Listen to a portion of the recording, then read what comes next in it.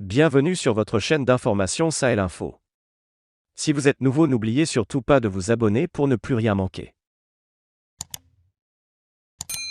Les forces armées de Côte d'Ivoire, FACI, ont réagi au reportage de la chaîne de radio française RFI qui a indiqué dans son édition de 6 heures du mercredi 13 juillet que les soldats ivoiriens interpellés au Mali n'ont aucun lien avec l'ONU.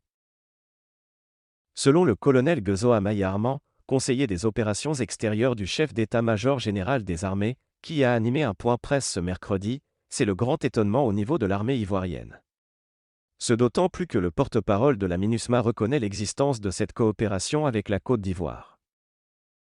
L'officier supérieur des FACI rappelle en outre que les éléments de la section qui doit être remplacée ont été décorés le 10 juin 2021 sur leur base de Tombouctou par le commandant de la force MINUSMA. Pour les FACI, il n'y a pas meilleure preuve de la reconnaissance officielle de ce détachement. Toute cette polémique ne devrait donc pas avoir lieu, a signifié le colonel Guezo Amaï-Armand.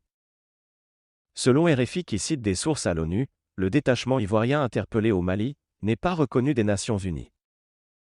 En tout état de cause, l'armée ivoirienne dit attendre une réaction de la société avec laquelle elle traite dans le cadre des opérations NSE.